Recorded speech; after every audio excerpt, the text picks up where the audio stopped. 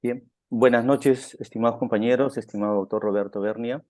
En el marco del desarrollo del curso de precedentes judiciales en materia penal, eh, en el curso del producto académico número 2, vamos a desarrollar la presente entrevista. En primer lugar, agradecerle por el gesto que tiene con nosotros y también voy a hacer un breve resumen de la trayectoria del doctor Roberto Bernia López, que es abogado egresado de la Pontificia Universidad Católica del Perú, con estudios de maestría en Derechos Humanos y Política Jurisdiccional en la misma universidad. Trabaja en la Sala Superior de la Corte de Justicia de Lima. Tiene una amplia trayectoria profesional y estamos agradecidos por todo el feedback que nos va a proporcionar durante el desarrollo de esta entrevista. Vamos a empezar, estimado doctor, eh, con la primera pregunta.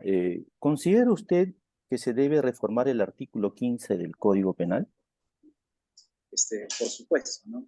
El derecho es vivo y de acuerdo a los principios como el de progresividad, siempre se puede mejorar, ya que siempre se va a ver superado por la sociedad o por los hechos.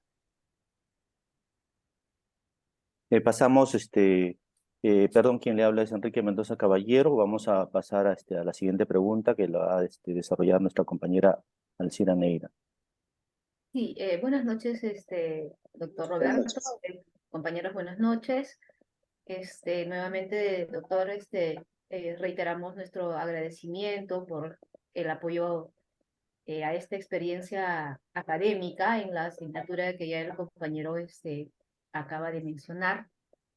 En ese sentido, doctor, en función a la respuesta a la interrogante 1 que generosamente nos acaba de brindar, eh, mi pregunta sería, ¿cuál sería estrictamente el motivo por la que tendría que modificarse o reformarse el artículo 15 del Código Penal? Mire, podría comenzar señalando lo siguiente, ¿no? Voy a señalar algunos ejemplos, algunos temas. Eh, en algún momento, en un determinado poblado, había problemas acerca de identificar al propietario de una vaca. Entonces no sabían cómo determinar eso. Y fueron al juez de paz. Y el juez de paz dijo, vamos a dejar a la vaca y donde la vaca se va a la casa del vecino, donde vaya, ese será el propietario. Recordemos lo que pasó en Bagua, ¿no? En Bagua, cuando un presidente llamó a los indígenas o a nuestros hermanos de la selva ciudadanos de segunda clase. Recordemos también lo que dice el convenio 169 en torno al derecho a la consulta, ¿no? Nosotros podemos ver de repente un poco de tierra, pero para los nativos o hermanos del interior del país, eso puede ser un apu, un dios. Parto de ese contexto, ¿no? ¿Qué quiere decir eso? De que el tema, el meollo, el kit de ese asunto es la diversidad cultural, ¿no? El pluralismo jurídico, ¿no? Y en el Perú, como bien dijo Arguedas, es el Perú el país de todas las sangres.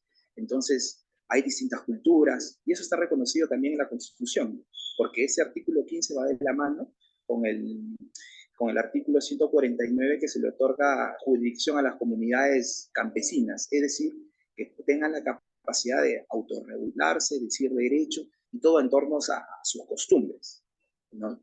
Entonces, en ese contexto, vale decir de que es fundamental de que siempre se puedan adaptar, porque el Perú es un país multicultural, es un país donde se deben respetar sí o sí las diferencias, ¿no?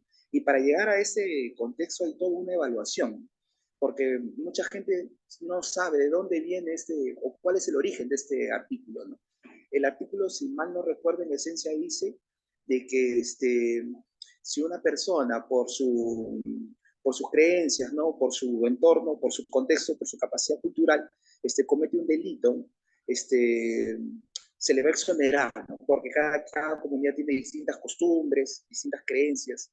Entonces, esto de acá tiene su origen en la Argentina, con Zaffaroni. ¿Y por qué? Porque al indio se le veía como una persona, se le subestimaba como una persona indecente, alcohólica. Entonces, se le consideraba como un incapaz, un imputable. Entonces, al indio, al campesino, siempre lo menospreciamos y ellos cometían, según nuestra mirada, cometían delitos. Entonces, la Constitución y el Código Penal en sí trata de reconocer esa diversidad y le dice, no es que sea un delito, sino tienes una cosmovisión distinta, ¿no? Y eso es tan relevante como hay casos, por ejemplo, si uno revisa la jurisprudencia de la Corte Interamericana, en que en un cementerio encuentran recursos naturales y el Estado tiene que expropiar. Entonces, hay un choque de derechos fundamentales, ¿no? El desarrollo o la creencia del Estado que sobre ese cementerio se ha construido, que se tiene que construir algo. Y hay todo un tema de largo desarrollo. Entonces, lo importante es reconocer que somos diferentes, partir de ahí.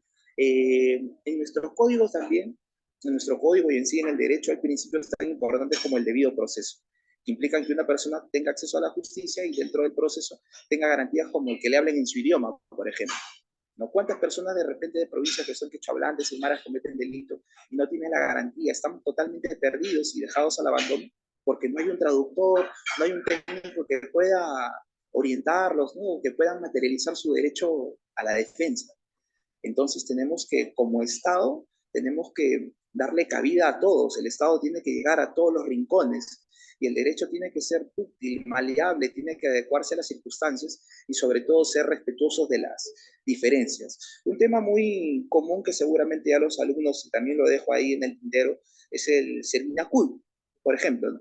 La gente del interior del país convive o tiene relaciones con personas menores, para ellos es común eso. En cambio aquí en Lima, esa práctica sería violación, ¿no? Pero es parte de su cultura.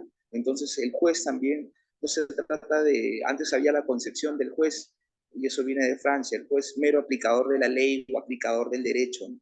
Entonces el juez tiene que ser muy estudioso, tiene que ser un derecho que se pueda ampliar de herramientas, de estudios antropológicos, de peritajes, que pueda aplicar el derecho al caso concreto, ¿no? Teniendo en cuenta la diversidad cultural, el contexto, el escenario, las creencias, porque el derecho no es un fin en sí mismo, sino es un instrumento, ¿no? Como para eliminar incertidumbres jurídicas y solucionar conflictos de relevancia jurídica.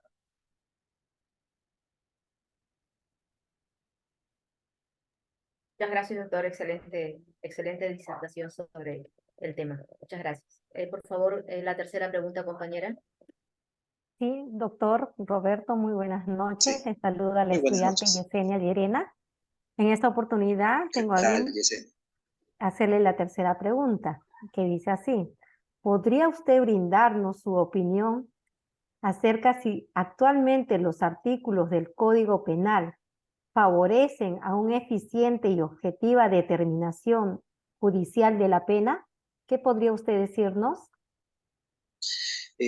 Bueno, respecto a cuál es el fin de la pena, ¿no? Es reinsertar, resocializar. Lamentablemente vemos ahora en el Parlamento, por el contexto que vivimos, mucha presión. La gente piensa que agravando o poniendo una sanción mayor se va así combatir el delito, ¿no?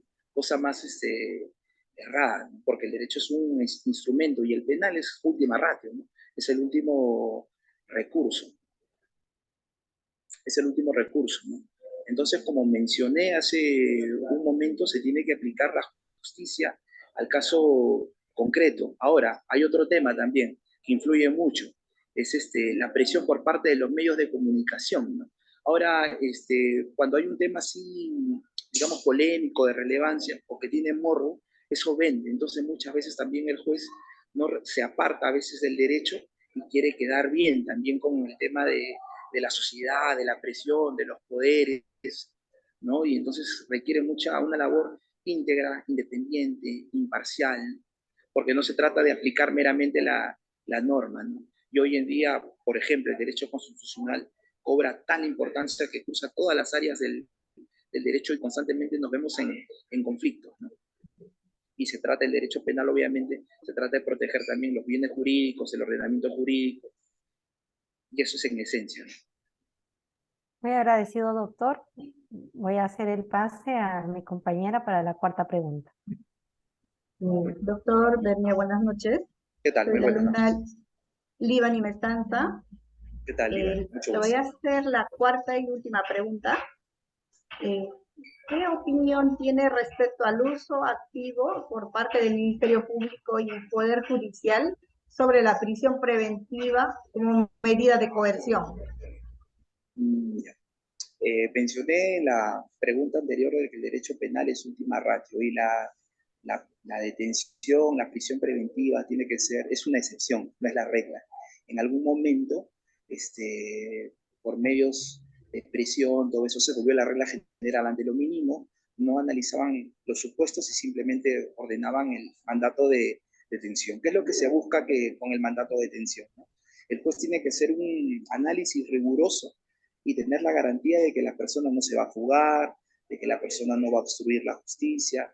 Entonces, ahí también va de la mano con la labor del Ministerio Público, que tiene que, dentro de los plazos, tiene que hacer un trabajo estudioso, tiene que presentar los documentos para una denuncia bien sustentada, porque es también todo un tema de que cuando el Ministerio Público no hace su trabajo, a veces la justicia duerme largamente y una persona no puede estar privada de su libertad, por más que a veces sea evidente que ha cometido el delito, siempre está la garantía de debido proceso, ¿no? de que sea escuchado, que se respeten todas las garantías y que sea juzgado en igualdad de condiciones.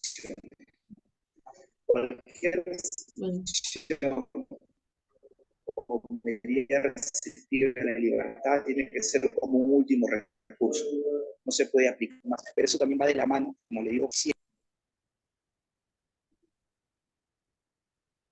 Sí. Muchísimas gracias, doctor, por su participación y su tiempo valioso en la entrevista. Fue muy interesante aprender de un profesional con una gran trayectoria del derecho. Deseándole muchos éxitos, doctor. De igual manera, muchísimas gracias, que les vaya bien, gracias Muchísimas también por la gracias. por la tribuna. Muchísimas gracias. Okay. Muchas gracias, doctor.